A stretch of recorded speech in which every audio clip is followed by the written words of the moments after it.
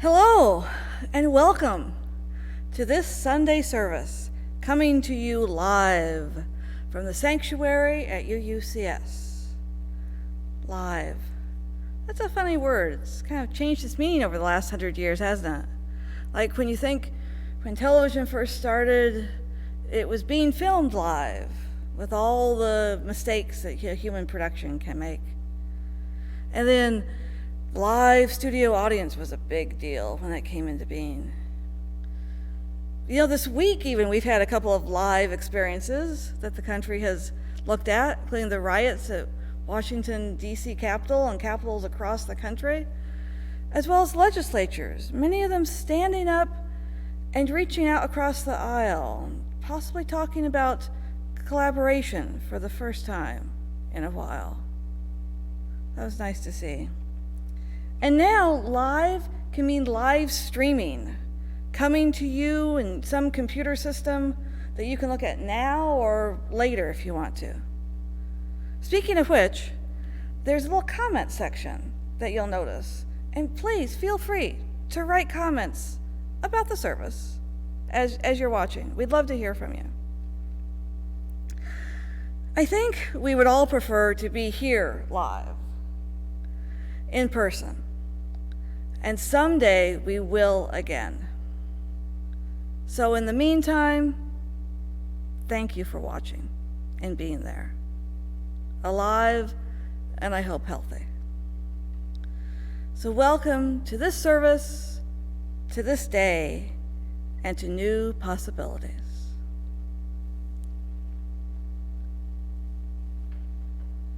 Our opening hymn today is We're Gonna Sit at the Welcome Table. It's number 407 in the gray hymnal.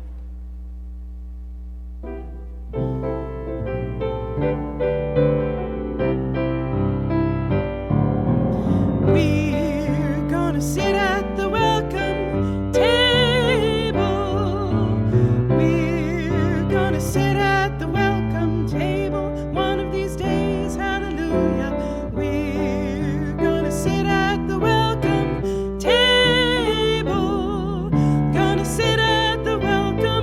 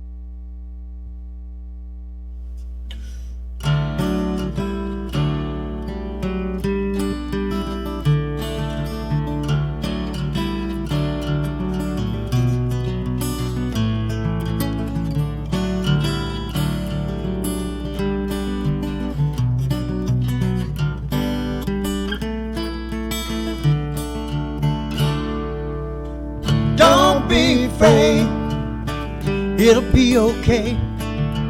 Don't be afraid, everything's alright. Tomorrow's another day.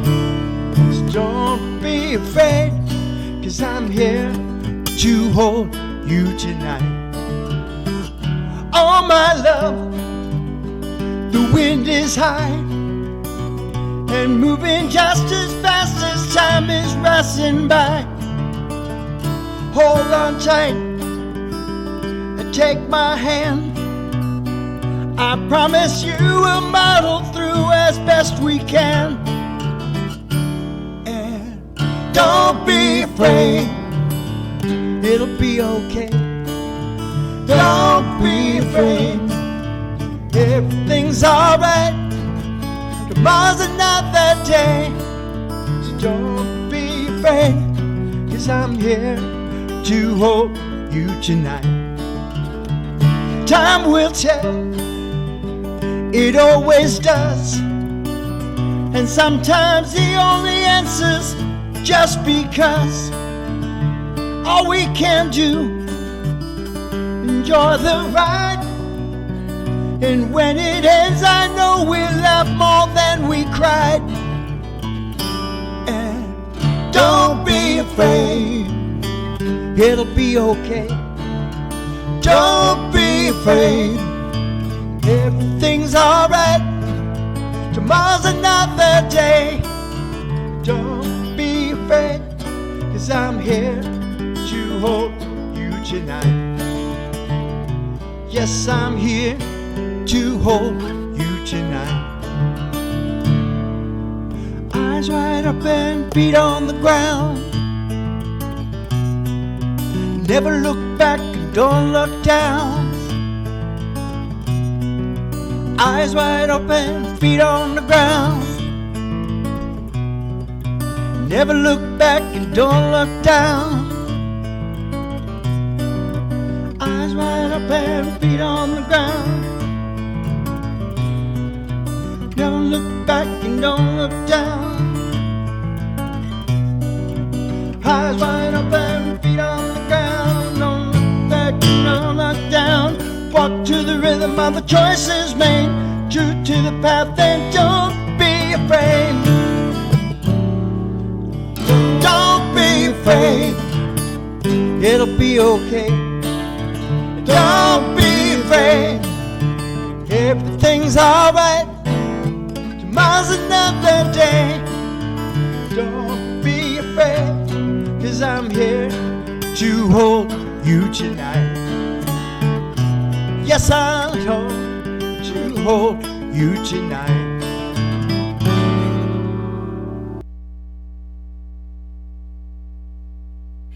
Let me share Leonard Mason's wisdom, especially fitting for our times. We affirm the unfailing renewal of life, rising from the earth and reaching for the sun.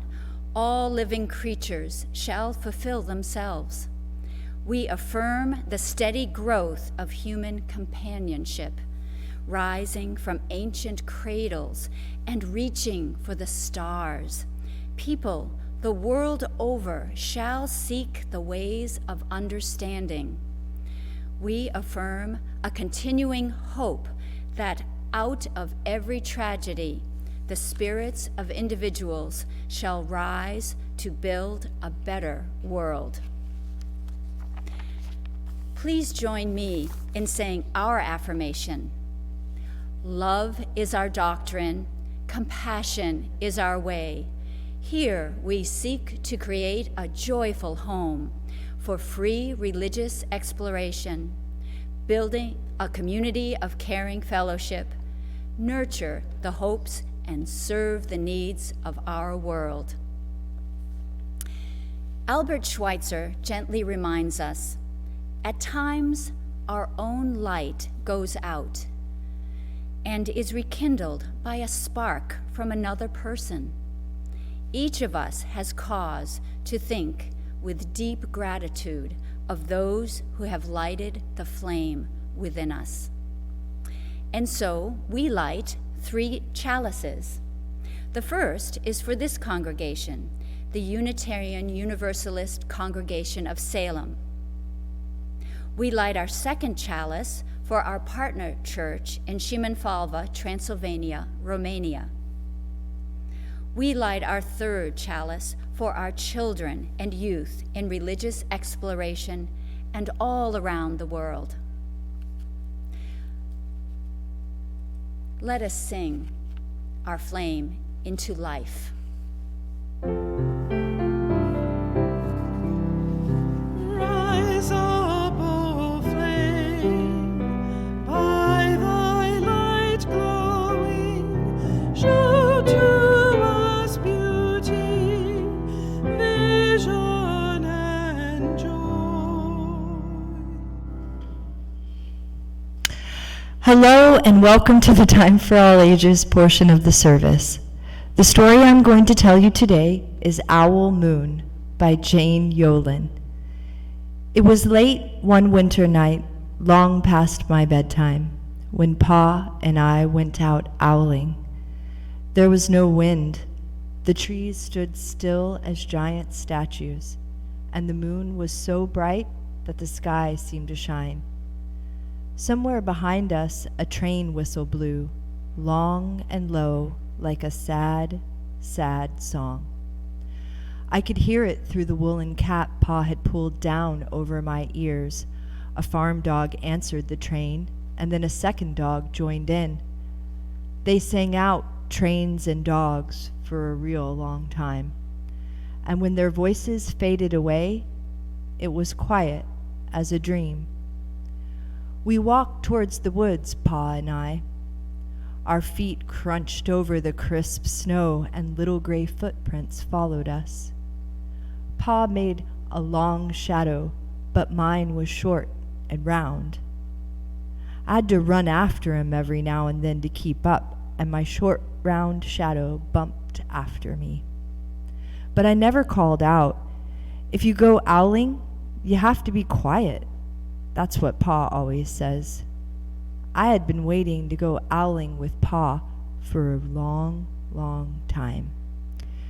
We reached the line of pine trees, black and pointy against the sky, and Pa held up his hand. I stopped right where I was and waited.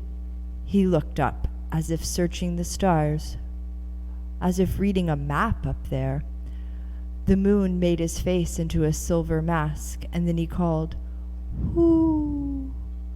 Hoo, hoo," the sound for the great horned owl. Hoo, hoo. Again he called out, and then again, and after each call he was silent for a moment, and we both listened. But there was no answer. Pa shrugged, and I shrugged. I was not disappointed. My brothers all said, "Sometimes there's an owl, sometimes there isn't." We walked on. I could feel the cold as if someone's icy hand was palmed down on my back, and my nose and the tops of my cheeks felt cold and hot at the same time. But I never said a word. If you go owling, you have to be quiet and make your own heat. We went into the woods. The shadows were the blackest things I had ever seen. They gained the white snow, and my mouth felt furry, for the scarf over it was wet and warm. I didn't ask what kind of things hide behind the black trees in the middle of the night. When you go owling, you have to be brave. Then we came to a clearing in the dark woods. The moon was high above us. It seemed to fit exactly over the center of the clearing, and the snow below it was whiter than milk in a cereal bowl. I sighed, and Pa held up his hand at the sound. I put my mittens over my scarf over my mouth and listened hard, and then Pa called, "Hoo, hoo." I listened, and I looked so hard my ears hurt and my eyes got cloudy with the cold. Pa raised his face to call out again, but before he could open his mouth, an echo came threading its way through the trees. "Hoo, hoo." Pa almost smiled. Then he called back, "Hoo, hoo," just as if he and the owl were talking about supper or about the woods, or about the moon, or about the cold. I took my mitten off the scarf off my mouth, and I almost smiled too. The owl came closer from high up in the trees on the edge of the meadow. Nothing in the meadow moved. All of a sudden an owl shadow, part of a big tree shadow, lifted off and flew right over us. We watched silently with heat in our mouths, the heat of all those words we hadn't spoken. The shadow hooted again. Pa turned his big flashlight and caught the owl just as it was landing on a branch. For 1 minute, 3 minutes, maybe even 100 minutes, we stared at one another. Then the owl pumped its great wings and lifted off the branch like a shadow without a sound. It flew back into the forest. Time to go home. I knew then I could talk. I could even laugh out loud, but I was a shadow as we walked home. When you go owling, you don't need words or warmth or anything but hope. That's what Pa says, the kind of hope that flies on silent wings under a shining owl moon. The end. Please do consider joining us for the Children's Religious Exploration Program, being held live on Sunday mornings at 9:45 a.m. via Zoom, or at the youth meeting time on Thursday at 5 p.m. via Zoom. Thank you.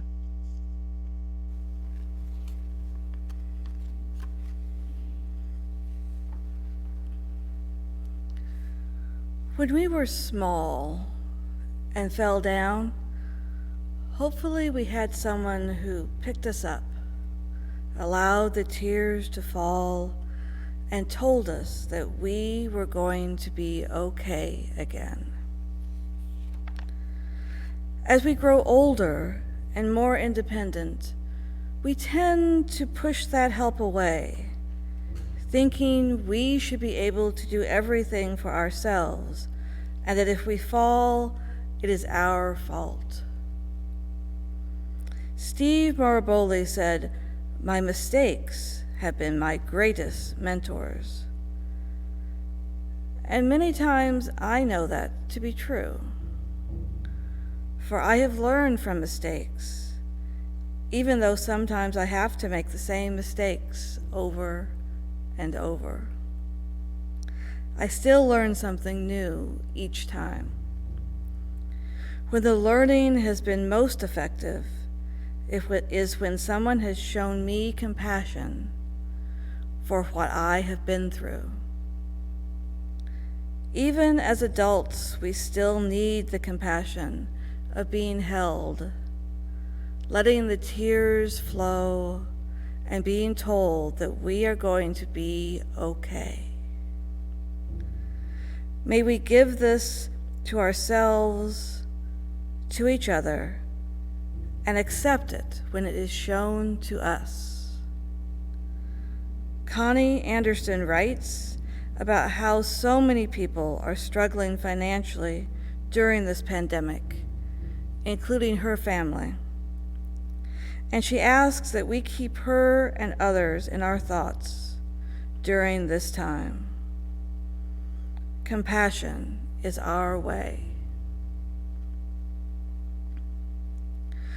Ralph Waldo Emerson is quoted as saying, "Our chief want in life is someone who will make us do what we can."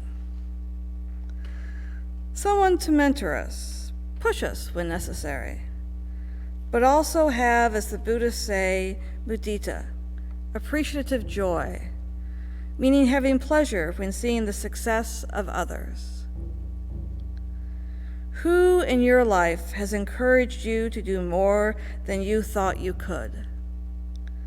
Who are you grateful to for coming into your life at the right moment, encouraging you, questioning you, pushing you, and also being pleased for you? Have you thanked them lately? To foster the feeling of mudita, appreciative joy, starts with gratitude. Gratitude to those who have mentored you. Allow this feeling of gratitude to spur you to encourage others. You might become a mentor to someone without even knowing it. Practicing gratitude daily only fosters gratitude. Amen.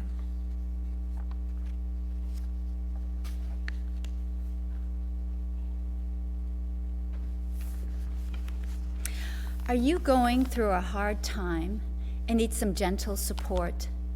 Then come to Compassionate Connections, a small group of kind individuals who will be with you virtually.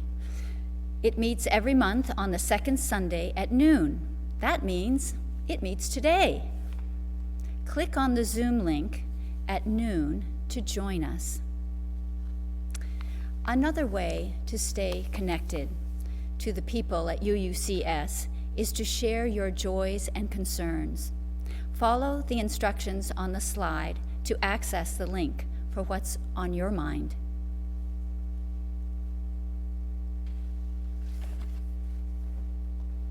Our pastoral hymn today is Can I See Another's Woe? It's number 127 in the gray hymnal.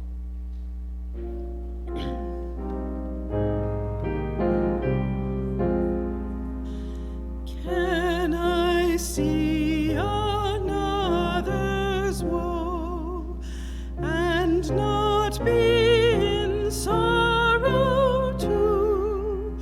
Can I see another's grief and not seek for kind relief? Can I see a falling tear and not feel my sorrows share?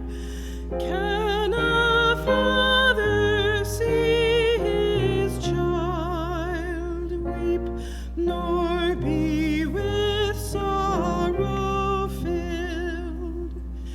Can a mother sit and hear infant groan and infant fear? No, no, never can it be. Never, never can it be.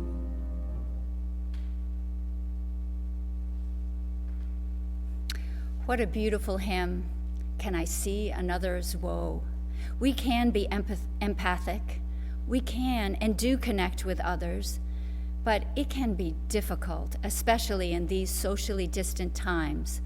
The poet, Mary Oliver, offers some observations on how to connect to the wider world. There are things you can't reach, but you can reach out to them, and all day long. The wind, the bird flying away, the idea of God. And it can keep you as busy as anything else, and happier. The snake slides away, the fish jumps, like a little lily out of the water and back in. The goldfinches sing from the unreachable top of the tree. I look, morning to night. I am never done with looking. Looking, I mean not just standing around, but standing around as though with your arms open and thinking, maybe something will come, some shining coil of wind, or a few leaves from any old tree. They are all in this too. And now I will tell you the truth.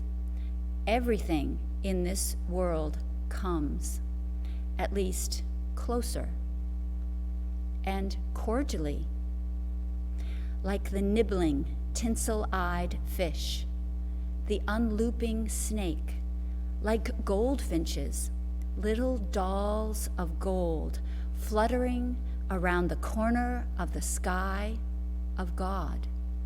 the blue air.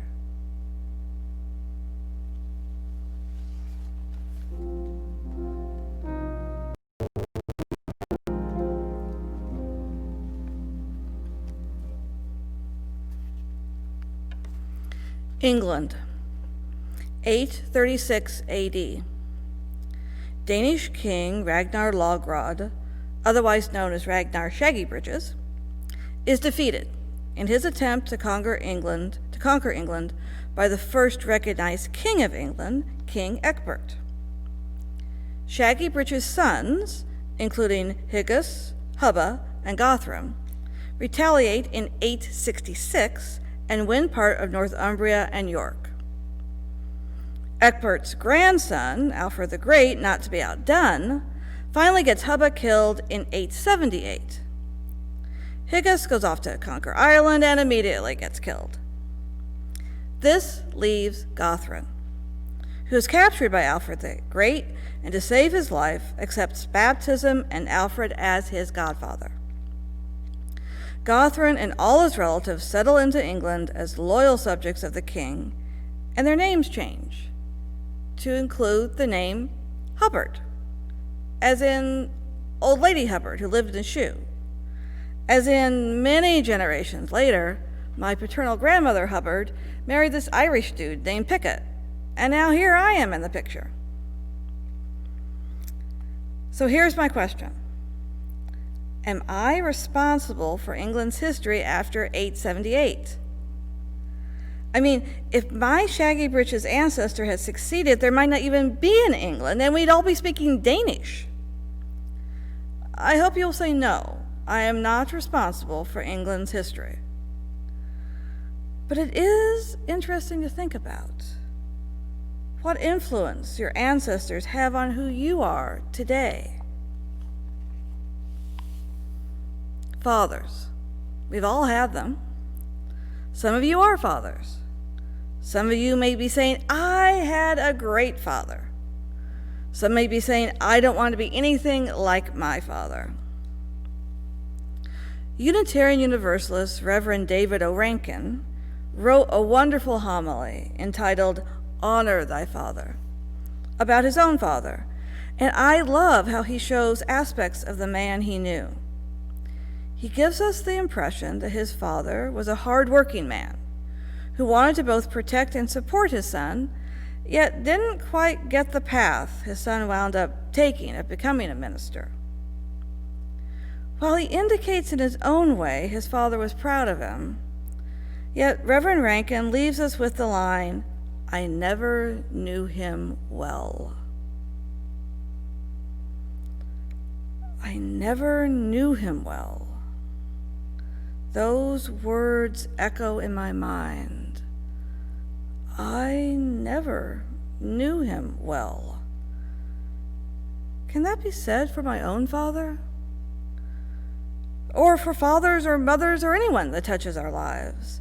How well do we truly know them? And how aware are we of their influence on us? Memories of my own father are mixed. I remember this guy with broad shoulders where I could lay my head down and be carried around. I used to say I lived with Santa Claus because of his white hair and beard. Was it always white? As far as I can remember. I remember pipe smoke being blown down into my ear when I had an earache. Okay, probably not the best idea, but the warm air did feel good. And I remember endless nights, curled up in his lap, hearing about the universe, the dinosaurs, and all the Greek and Roman myths. I wouldn't allow him to read it to me. No, he had to tell me himself. I wonder now how much homework he actually did before those sessions. I also remember this guy who seemed to get less and less interested in what I was doing as I started pursuing my own interests, seeming to be more and more on the sidelines. If I were to characterize him or say what he did, I would call him a storyteller, gardener, fixer-upper of houses, teacher, traveler. We did live in Mallorca for almost 3 years because he always wanted to go there. Someone who liked monologues more than conversations. Though, as he grew older, he became the audience for my brother's monologues, which he accepted. Theater director for many years prior to my knowing him. In mid to later life, he created classes where he would go to retirement homes and teach courses in lost moments in history, Shakespeare, and how to keep your mind active. He loved the researching of topics and then sharing the information. Probably didn't charge what he was worth, but it was his social life as well. Got a little following, a group of regulars that would follow him from location to location. He could be stubborn. Didn't like the politics of working in a university system, and it showed. Many times, the students liked him more than the faculty, so worked at several colleges, but never quite enough to get tenure.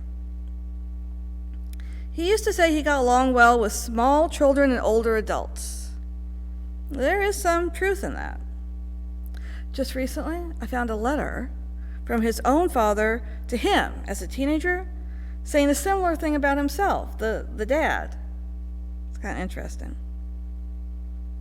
It seems like when you mention fathers, dads, specific roles come up, and not generalizations such as he was a lovely person or specifics about a person, like John liked fishing and he loved telling stories about fishing. But roles, like fathers are disciplinarians, they are peacemakers, they are workers, they fix things, they tell stories, they get to have fun with the kids. Many times they are known by their jobs or professions, and even those are frequently deemed successful based on monetary value.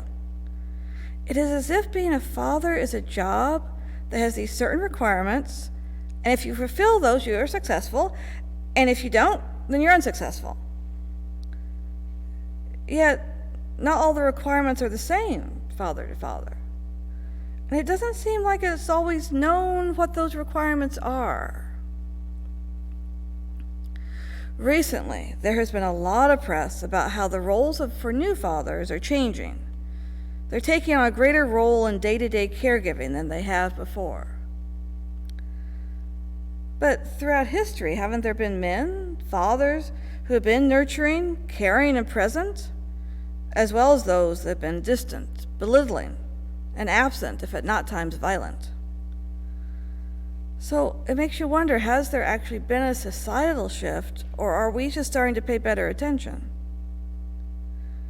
Researchers have actually been studying the roles of fathers in terms of psychological well-being and general health in children, and have found that fathers are not just an extra pair of hands, but that they can influence a child's feeling of security and trust within the world, their self-esteem and interest in learning, and social factors such as personal boundaries and respect of others.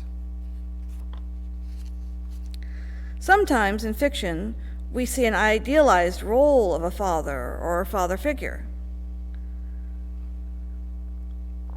I've been reading the biography of Louisa May Alcott, niece of Unitarian minister Reverend Samuel May, as well as a book about her and her father and their relationship.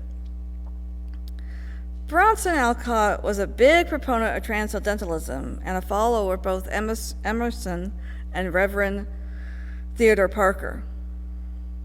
His thoughts tended to provide more than his ability to provide food for the table. In her books, especially Little Women, the father figure doesn't really play much role in the daily business. He's an outside figure, away at the war, or mentioned in Joe's Boys as having the parish and idealized as this benevolent figure whom they miss when he is gone and worship when he is present and want his praise, but he himself does little to shape their thoughts or personalities. Even the seemingly gruff, kind-hearted older Mr. Lawrence is known for his monetary gifts in the form of food or the piano, And the big breakthrough is when Beth softens his heart through her music. The girls change him, and then he shows support for their endeavors. Later, in her book Little Men, the fictional father Bear is much more involved with the children in the school, talking and demonstrating morals, ethics, and love.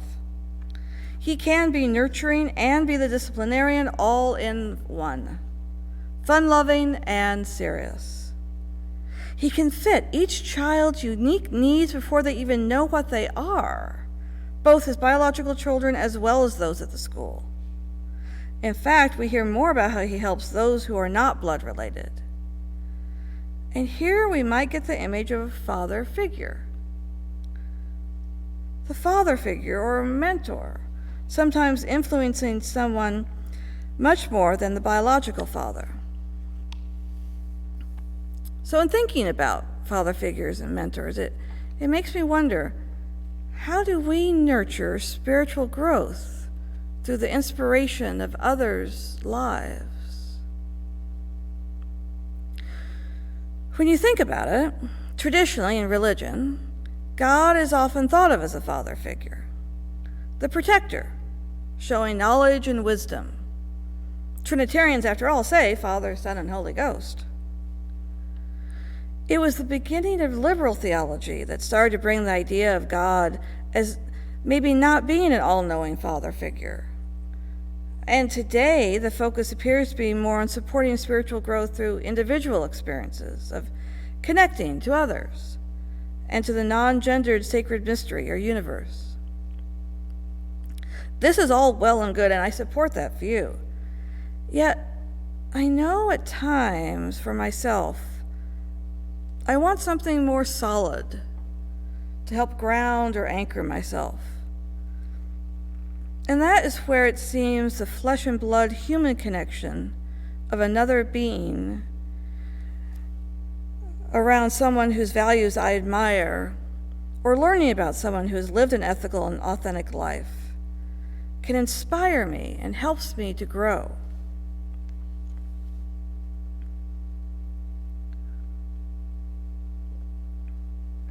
Recently, I learned about some things about my father I did not know. I've been reading letters lately that my father wrote as a late teen to his family, and they wrote to him as he was starting college and then going off to fight in World War II. They write and tell him how proud they are of him, of how he should live up to his potential, and news of their lives. He tells stories of shooting a gun for the first time in his life. Apparently, he was an excellent shot. And then deliberately failing a test so he wouldn't have to be a sniper. My peace-loving dad held a gun? Who knew? He wrote how he had just heard over the radio that the Chinese army had taken over the city of Fuzhou in southeast China. Fuzhou, where my paternal grandmother had been born to Congregational missionaries and lived the first 12 years of her life. That must have made an impact. Near the end of his letters, he writes about being a medic in Japan after the bombing of Hiroshima and falling in love with the beautiful country, its culture influencing much of the rest of his life. Reading these has brought new understanding to family stories. I wonder now what my Christian grandmother felt when her son sent a statue of a Buddha back home. I wish I could ask her that, but she's long gone. The letters tell of a loving family, an idealized father who died 8 years after World War II ended, and the separating of a family through siblings marrying and scattering across the country, society adapting after World War II, and other life tragedies that can occur along the journey of life. But through these, I have gained insight into my childhood, as well as lives I did not have the privilege to meet or know that well. As we grow, both as people and our spiritual lives, do we need to get to a point where we are isolated entities, totally self-sufficient in our own needs? Or is it beneficial to continue to want and seek unconditional love, support, and a sense of security from others? It's something I've been thinking about. I like the positive qualities researchers list for fathers: wisdom, unconditional love, encouragement, helping when needed, but also fostering independence and personal growth.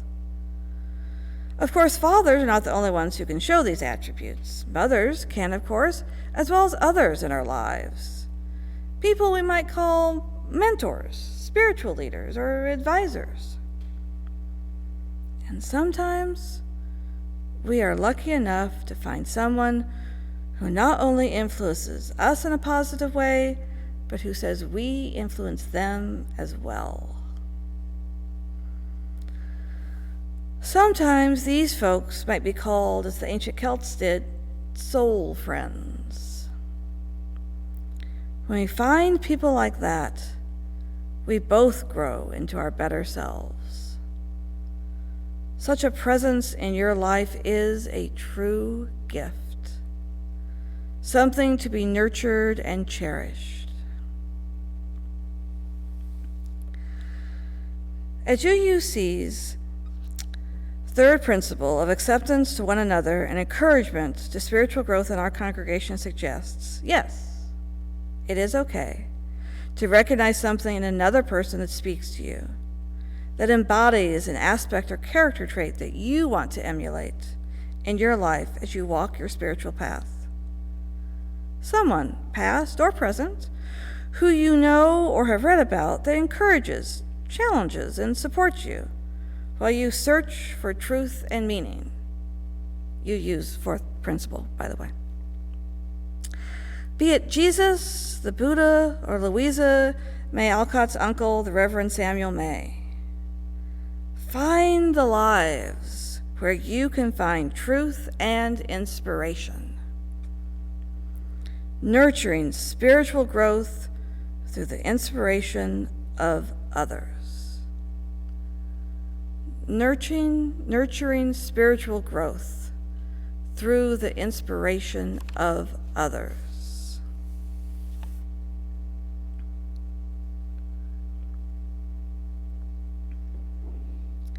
Going back to Reverend Rankin, later in his homily about his own father, he states, "It was a subtle relationship, our lives together.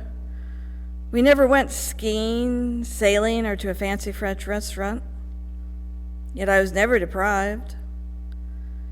In 1,000 ways, a blanket covering my chest at night, a heavy hand on the back of my head, a favorite meal prepared, a certain look in his eyes, a silent pride, a trusting glance.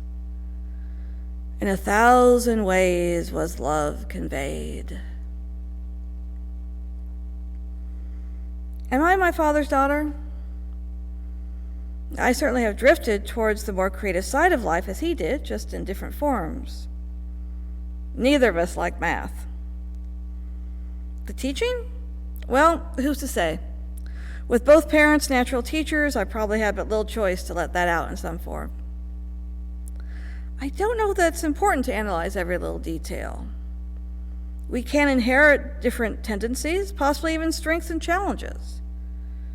But we can only live in the present time, our time, and respond with our unique responses, even when history repeats itself. Am I my father's daughter? Yes and no. I'm not a clone, nor should I be, nor it be wished for me. I'm a person who is constantly being influenced by people I meet and those who nurture me in my spiritual and life journey. When my father died, I told him I'd make him a hero he always wanted to be. Maybe I shouldn't have said that. He was a person who did what he could, and just because I reached out for more shouldn't diminish what he had to give. Maybe that was his gift. Always be searching. Always be developing. Always accept love and support where you find it.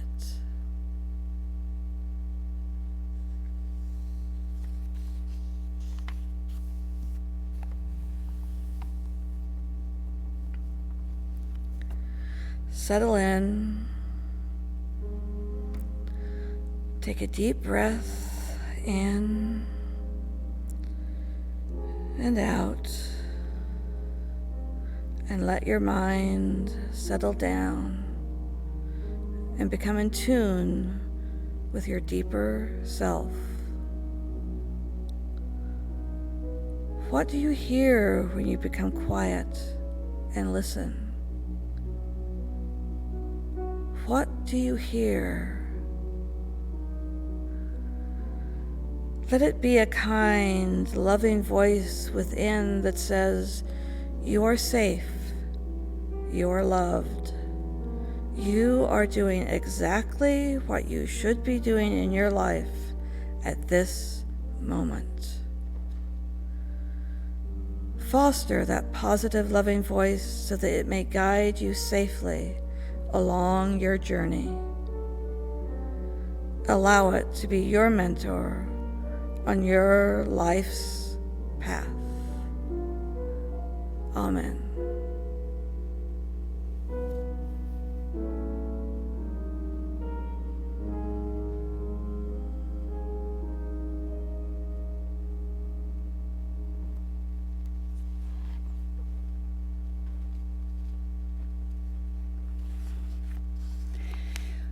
We support UUCS through our pledges, time, and connections with one another. We also support the Salem community through donations to the Marion Polk Food Share. For the month of January, we are highlighting the needs of Family Promise, a nonprofit dedicated to helping families who are experiencing homelessness find stable housing and independence. UUCS has been a strong supporter since its inception nearly 15 years ago. Let's carry on that tradition. Your generosity is needed now more than ever. Please send your checks to UUCS or visit the website to donate. Thank you for helping our congregation and the wider community in Salem. On this slide, you can see where to go on the web to make your donation. Thank you.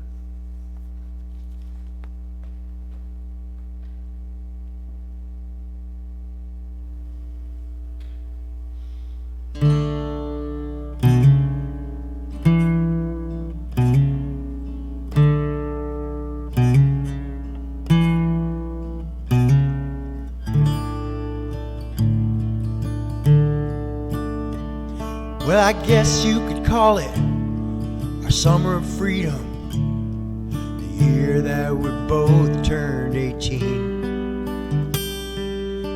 Hitchhiked to Denver, fresh out of high school. Man, we were sights to be seen. That was the year that you dated my cousin till they took us away in the fall. I dearly wish you were standing here with me as I touch your name on the wall. Touch your name on the wall. Touch your name on the wall. God help us all. Touch your name on the wall.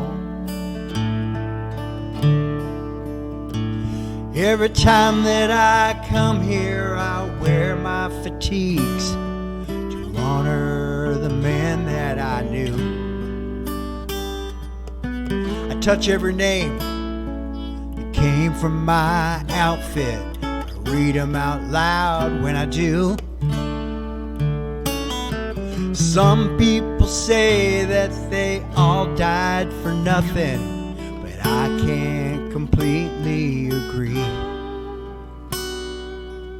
This brother here, he didn't die for no country. Ooh, he died for me. Touching them on the wall, touching them on the wall. God help us all. Touching them on the wall, touching them on the wall, touching them on the wall. God help us all. Touching him on the wall.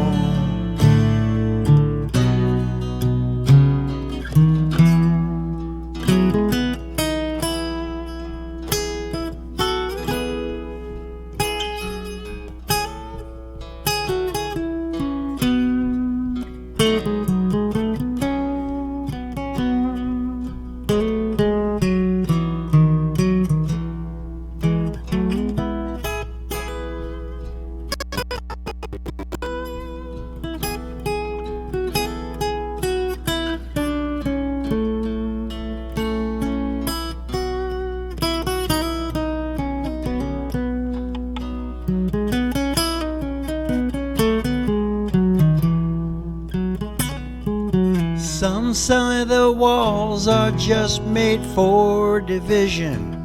They separate me from you. God bless the wall that brings us together, reminds us of what we've been through. God damn the liars and the tin-plated heroes who trade on the blood of these men.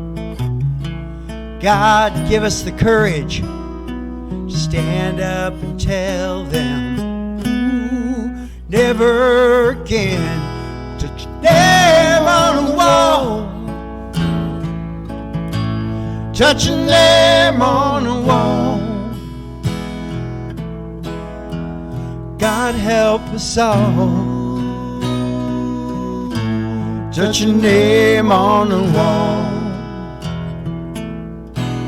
touching them on the wall, touching them on the wall.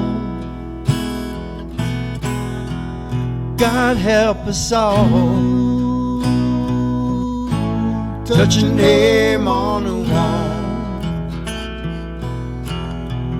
God help us all. Touching them on the wall.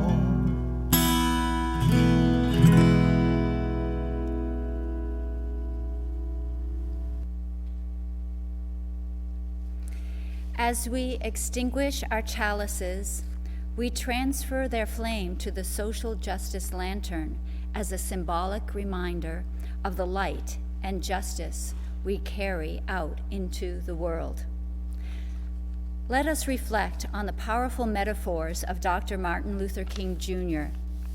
We are caught in an inescapable network of mutuality, tied in a single garment of destiny. Injustice anywhere is a threat to justice everywhere. We shall hew out of the mountain of despair a stone of hope.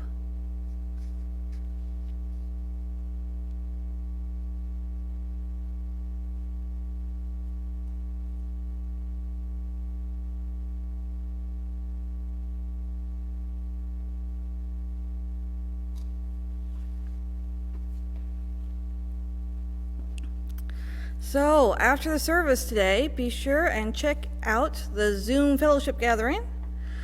I know that Anna Talley and Megan Roller will be happy to see you there, as well as many of our other friends. In other news of the community, you can check out the Hot Topics, the Habitat and Hope Village congregational meetings are happening every Wednesday this month, where people who are involved with that, including Paul Wilson, will answer your questions as well as tell you what's going on. Also, you might want to check out behind the where a rendition of 12 months of this past year are in play, including a brief mention of the lovely lantern walk that was done on Christmas Eve that hopefully will become a new tradition. Other thing we want to make sure you know about and to do are continuing to make the prayer flags. I know one couple at least came in and did a prayer flag and commented that they felt very safe and secure in doing it, and it was a great experience and a wonderful time to be back in the sanctuary.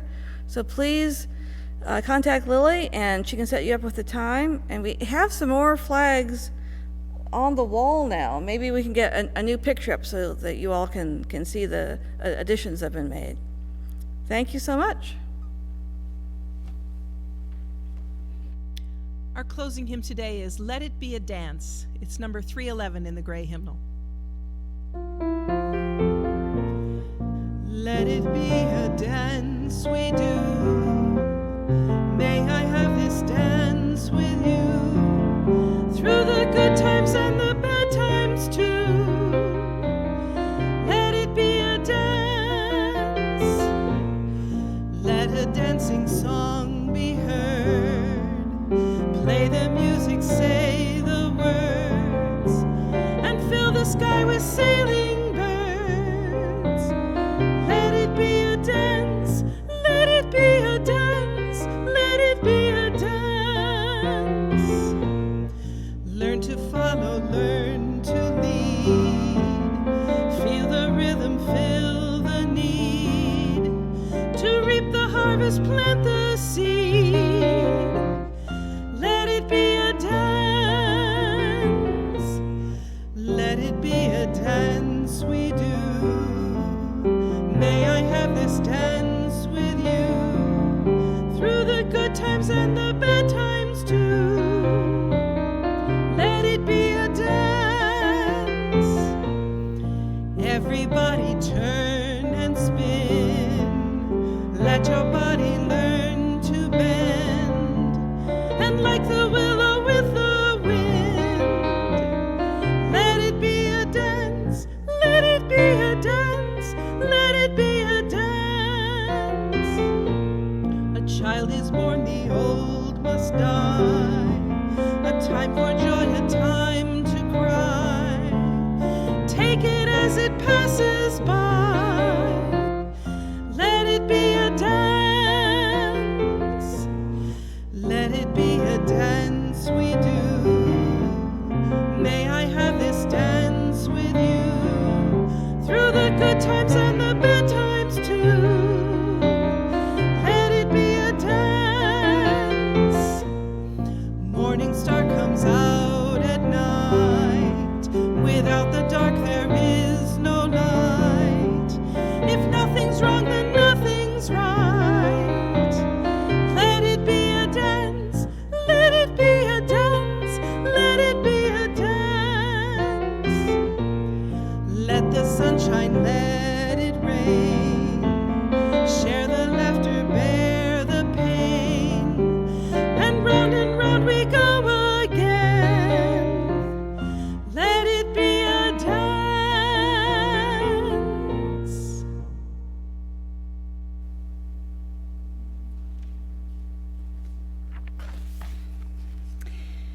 From Barbara Peskin, because of those who came before, we are. In spite of their failings, we believe. Because of the horizons of their visions, we too dream. Let us join hands in body and spirit, saying these words together. May faith in the spirit of life, hope for the community of earth, and love for the sacred in one another be ours now and in all the days to come.